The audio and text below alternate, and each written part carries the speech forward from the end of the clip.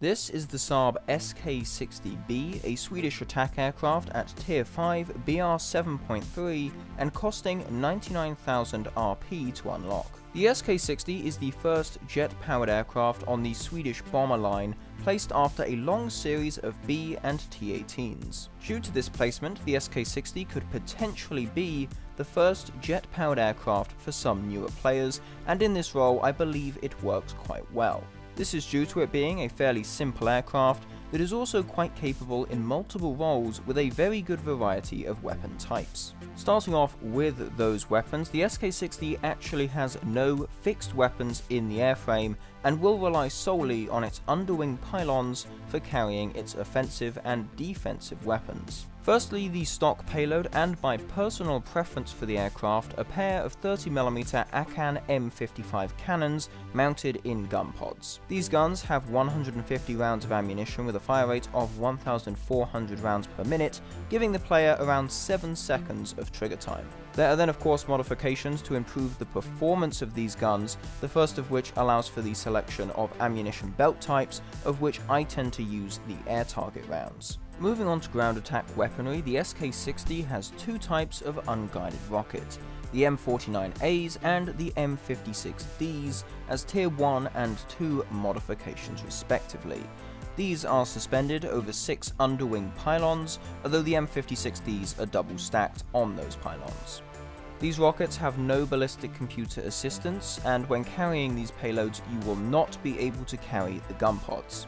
The final weapon type is the RB-5A missile. This presents players with one of the earliest guided missiles in the game, although it should be kept in mind that this is a manually guided missile and not fire and forget.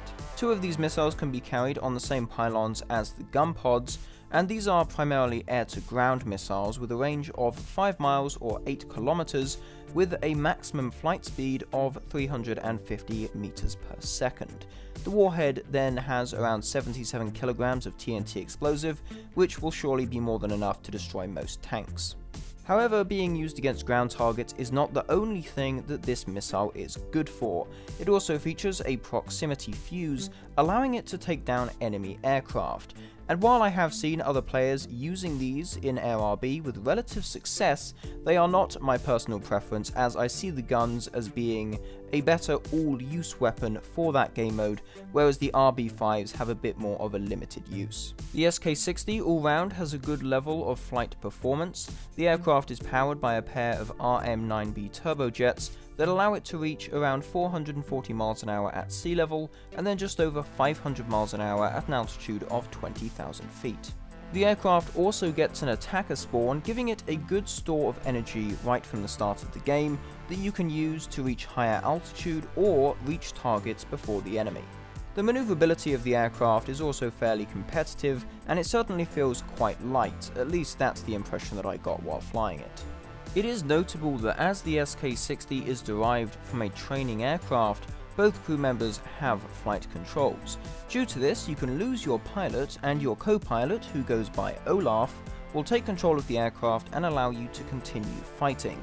Olaf is actually so skilled that he does not even need a gun sight in the cockpit to accurately hit enemy aircraft. A few other points of note: the SK60 does have a detailed cockpit model, although unfortunately it lacks any secondary skins at the current time.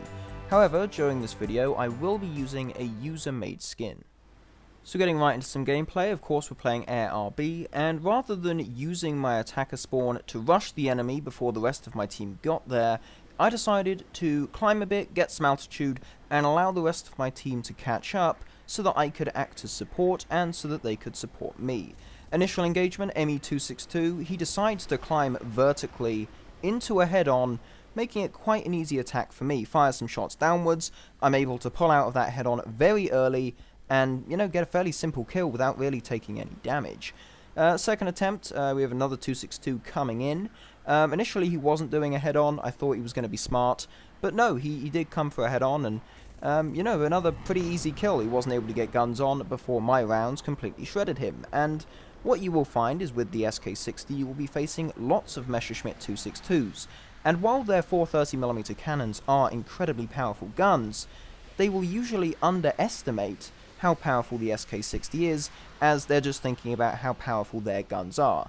Meaning that usually they will commit to a head-on, and if you fire a few shots, not too many so as not to waste ammunition, but fire a few shots, pull out of the head-on nice and early, you can usually avoid taking damage, and in most cases the 262s will continue to fly into your oncoming rounds. This is a tactic that personally has, seemed to work quite well.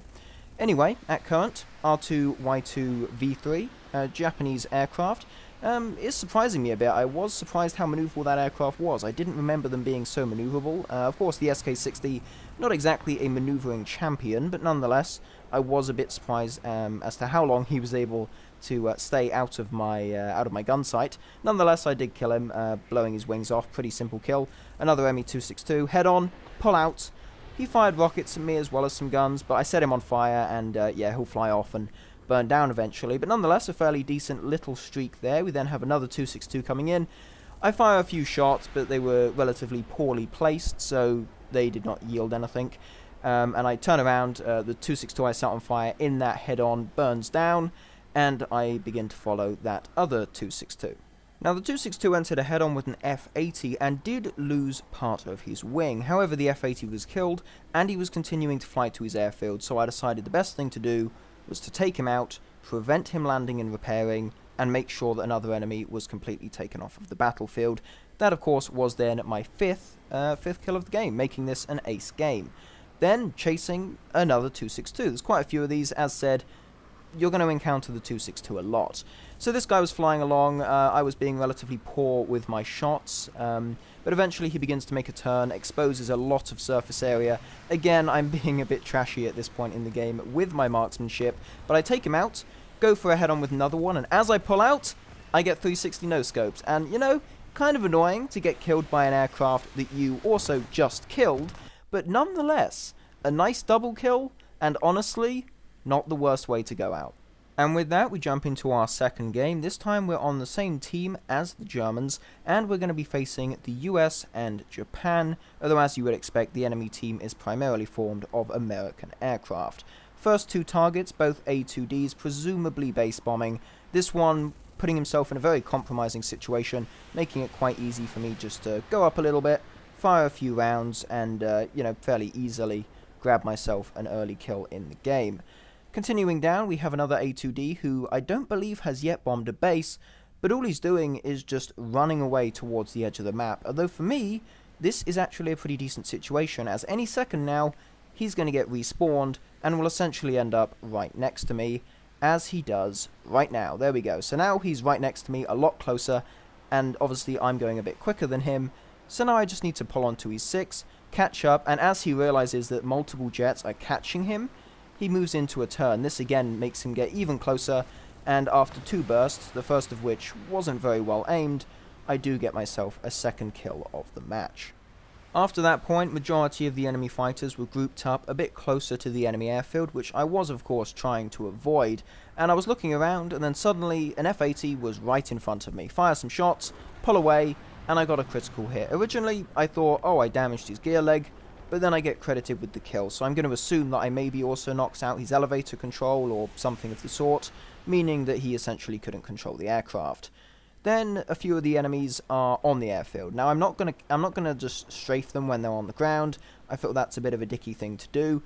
But when I see that the F-84 is in the air and is probably in a position to attack me, I decide to engage. A MiG-9 takes out an F-3D who was on the ground on his takeoff roll, but I go for a head-on with the F-84. Get some shots off nice and early, pull away. I do take a small hit, but overall, a relatively successful head-on.